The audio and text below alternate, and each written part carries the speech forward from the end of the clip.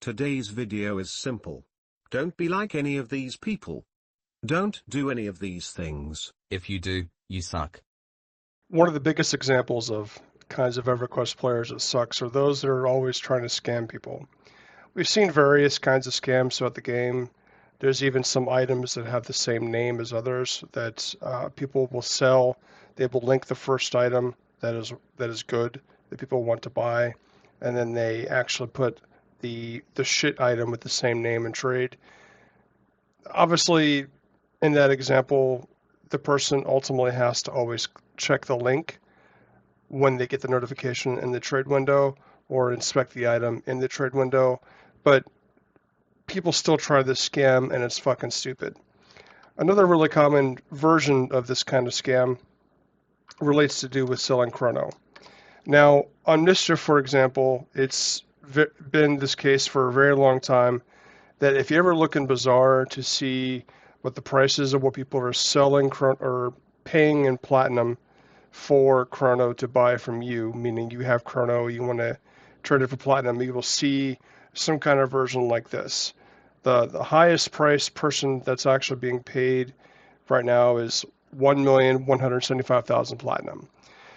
What you will also almost always see are fake auctions such as this one right here, where they are trying to make a person that is wanting to sort by the prices, clicking on it too many times, where it sorts by the cheapest price, and you actually end up thinking it's the highest price, because what they're counting on is that the person will be not careful enough to sell to the appropriate person. Now, is it the person's fault that sells chrono at a price that they didn't think they were selling it? Technically, yes. The fact of the matter is, though, is that the people that do this, such as this person, this person, this person, this person, and arguably, I would even include this person, and they know what they're trying to do. We all know what they're trying to do, but they don't care because Daybreak doesn't care, and they have never actually added simple ways to fix the situation to prevent people from making mistakes.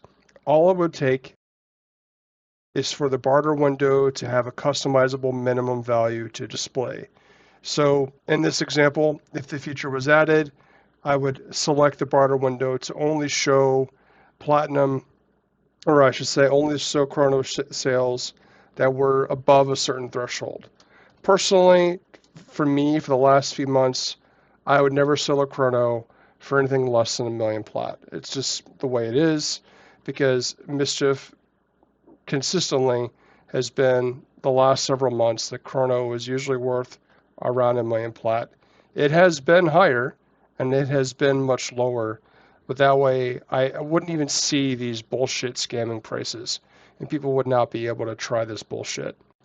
Another example of a kind of Everquest player that sucks are people that do not disable the push-to-talk activation sound in Discord. You may have actually already picked up on what I'm talking about.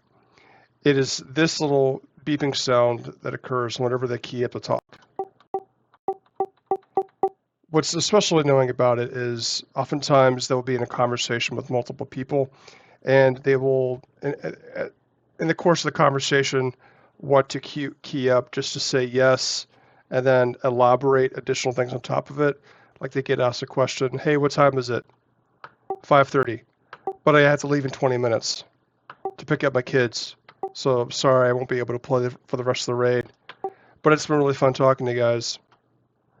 You see how annoying that gets after a while? Now, it's especially problematic when you have 5 or 6 people that are doing it in the middle of a raid. And the problem stems from that activation sound being designed, or I should say intended, to alert the person that their microphone is active. And so they should, in theory, not say anything that they do not want other people to hear, which is a good reason. But you'll notice that there's this thing called the Everquest, or I should say the Discord overlay, which displays whoever is talking in the voice channel. Right now, for example, I'm holding the push-to-talk activation button, and that's why you'll see my name and my avatar in the top left corner of my screen. Despite that notification being present on their screen for their eyes to see, Some people like to hear that button, can't be bothered to turn it off, and also can't be bothered to use a headset so their microphone does not pick up that button, which is especially annoying for the rest of the people in the raid that are sensible and use a headset so they can dictate that only voice speech goes to their headphones instead of every other game sound in the world if they still want to use speakers. But they instead hear that beeping sound in their headset. It's really annoying. Put your headphones on while you're watching this video and tell me how annoying that stupid beep gets when a person is actually has it activated. You probably have already clicked out of this video at this stage because it's so awful. The people that do this are lazy and are just being rude to their friends that they're trying to play games with. And it's not even an EverQuest related problem specifically. There's a lot of other games I've played with where people refuse to turn this off. It's incredibly easy to disable. All you have to do is go into your Discord settings, which is this little gear icon in the bottom. You look for the setting that says notifications. You scroll down to where it says PTT activate, and you click it off. You'll also want to make sure while you're there that PTT deactivate is also disabled. What that is for is it plays a beep when your microphone stops broadcasting to other players. And that's it. That's all you have to do. Whenever you start talking, the overlay will alert you that your microphone is live, and your friends will only hear your voice. They will not hear that beeping sound. That's all there is to it.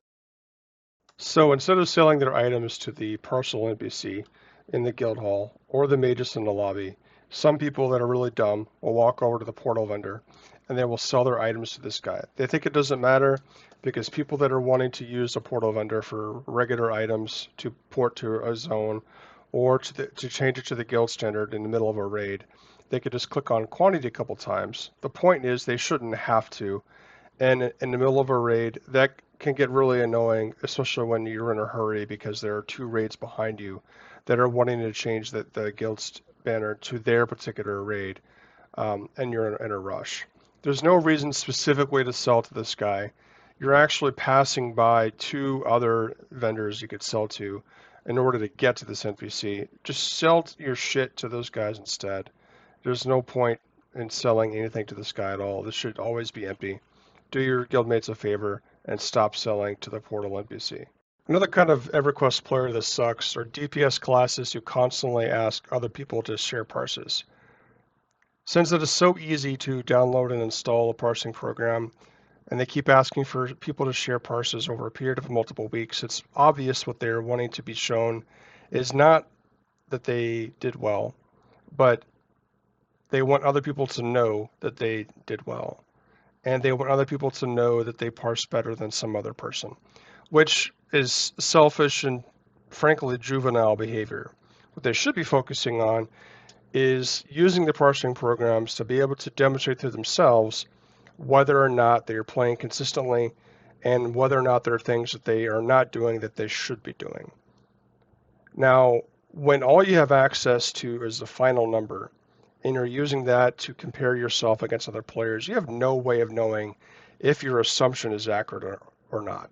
You don't know if the reason why you parse better than the other person is because they were AFK half the time, or maybe their bard was, or maybe their mouse stopped working and they were not able to do anything for that entire fight, or whatever the situation was.